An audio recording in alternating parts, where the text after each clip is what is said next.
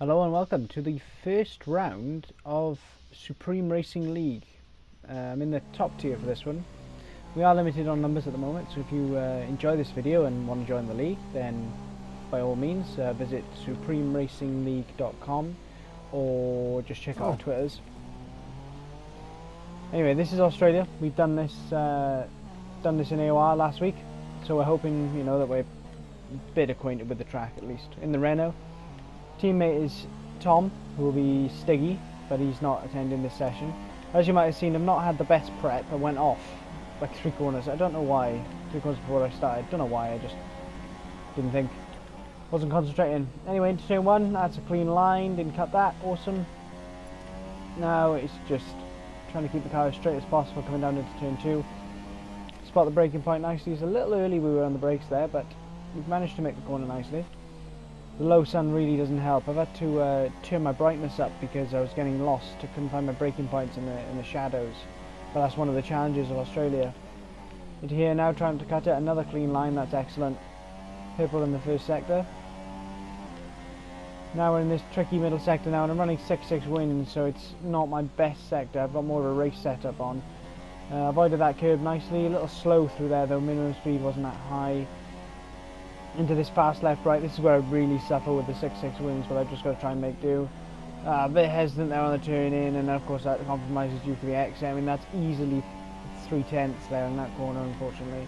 But of course this is the first run of the session, so I know that it's just got to get this banker in for this session. A little hesitant on the turn in there. Nailed that corner though. Second to last corner now, a little early on the brakes, as you can see. 5 turn-ins there. Last corner now, a little bit of oversteer, and managed to get back on the throttle though. So overall, if there's 3/10 in the fast left right, there's more time to be had. So I thought, right, let's go on another lap straight away. Going to turn 1 now. Again, it's a clean line, but you can cut that and get away with it massively. But with stars we need to go on, we won't cut it. Coming down to here now, I think, right, I'll brake later. Braked at pretty much the same point, but went down to third too early, lost the rear, and then we almost spun. So it's just back straight out of that, went back to the pits. New set of tyres now. Last run of the session, a little wide on the last corner actually. We've had a better prep this time. We haven't gone off onto the gravel, which is good. But coming down to turn 1 now, I'm looking to actually brake a little bit later, as we have, but just wide there, and then that's. We're only half a tenth up, and there's easily 2/10 there, so we just backed off. Right, we'll go again next lap. I think, to be honest with you, I think it's lack of practice. I've had a pretty busy week, and I only had about an hour online before I jumped on. And I find the Renault it's quite a lot of understeer mid corner. It's quite stable, but it's a lot of understeer mid corner. I think obviously this setups are in their infancy. We'll see if what we can change and what changes the setup. It seems quite stiff on the front end. Anyway, final run now of the session. This is our last chance to improve. Into turn 1 now. Again, we could have cut that more, but it's a good clean line. Just not as much time as we could gain through there. Into here now, there's a yellow flag, and we've just gone offline and just braked at the right point. We're offline, and then we've tried pushing here and then almost lost the car. So it just wasn't worth it in the end, and I've just give up, retire. Good job we set that bank a lap, because it put us P6, but we could have got P3 with a good time, but again, it happens, shit happens. But there we go, what can you do? Coming into the race now, it's forecast to be a dry race, cloudy, might break up towards the end of it, a bit of sunshine. Just hoping, my only objectives for these races are to end with no contact and to finish with the car with no damage. Nice start, just out-dragged Bulletproof, but of course we are on the ultras, that's probably why. Into turn 1 now, try and make sure we don't crash into anyone. Leave them enough room on the outside there, just about. And I just saw his front wing there, so I opened my steering. Got a better run than JWF. Just a little bit faster than down into this corner, and I brake as late as possible. I thought, there's no way you brake later, and yeah, and he's gone off, because I braked literally on the limit there. You could hear the tyres just sort of squeal at the end. I thought, that's unbelievable. If he could have pulled that up, that would have been impressive. Anyway, we find ourselves in P4 with Warlock, Skeven, and a nice corner cut. Nice, not even past the first lap, and you just cut a corner. He's savage. Warlock in front, as well as Skeven, and I think there's another guy, I think it's Meerkat as well, are in front of us, and I wasn't expecting to catch them really. I was just, again, I put so much focus onto myself that we just sort of see how the race unfolds, drive as quickly as I feel I can without making mistakes, and just see how the race unfolds from there. Coming to the last sector now, we've got a little bit of a gap behind us, a little bit of a gap in front of us, and oof, Warlock almost goes into the wall there, has to take a compromised line to the next corner, and oh, he's almost in the gravel as well, so we've caught up a little bit.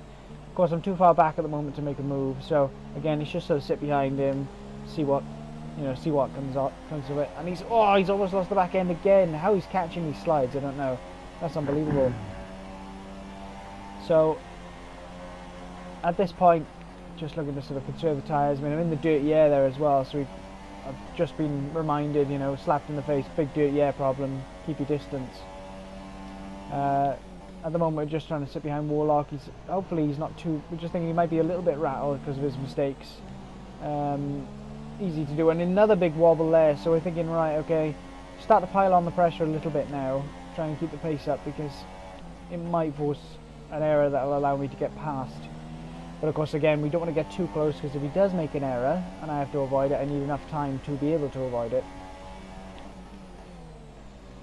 He's a little wide on entry there, but he gets a good exit. So in this left right now, what I want to do is not get, you see I'm coming out of the slipstream now.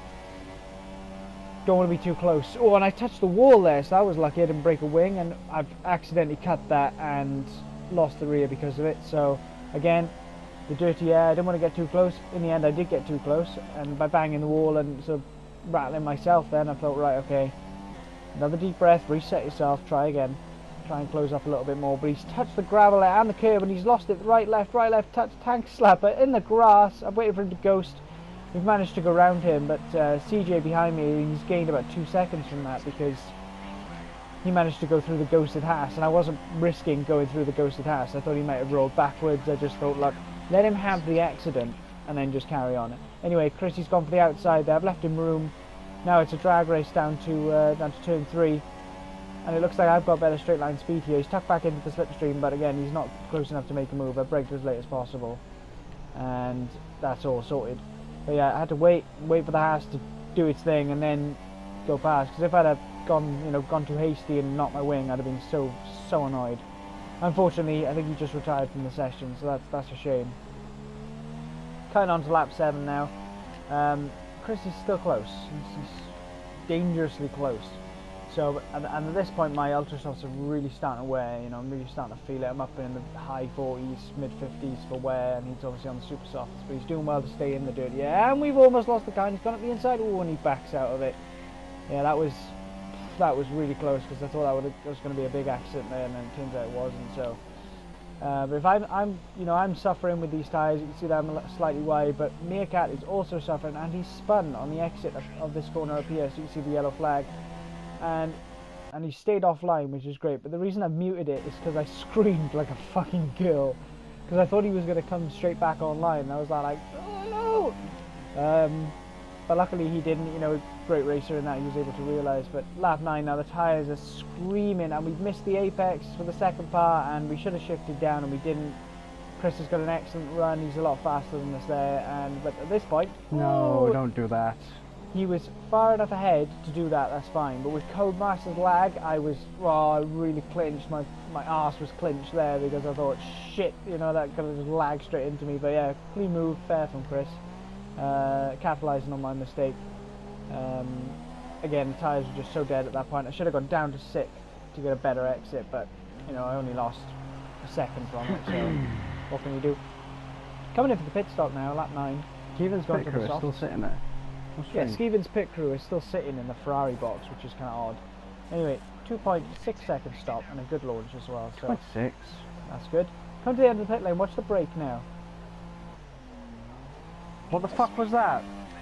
I have absolutely no idea what happened there. It's braked for me. You can see I didn't have control because it wasn't at the end of the pit lane, but I lost a second from that because it just slammed on the brakes at the end of the pit lane. What's going on there? If they can't make a game, they shouldn't make it at all, let's be honest. Matt Meerkat is pitted now. I think he was an early stopper. Was he? No, he's not. He's a late stopper, isn't he? Yeah, he's a late stopper. Lap 13, so he's pitted, and I managed to get some sort of an undercut as well. I'll pull out a little bit of a gap. Now CJ, Fair play, CJ, well done. there we go. He's come out, gone long on the super softs, and he's overcut me because he's had the pace on the super softs. He's done very well there to pull that much of a gap as well. Well done, mate. Good strategy. So he executed it well. You know, he stayed on track. You know, and this is the last I see of him. Unfortunately, this is the last. This is as close as I get. The gap stays around 3 seconds for about 2 or 3 laps, and then that's it. He bolts off.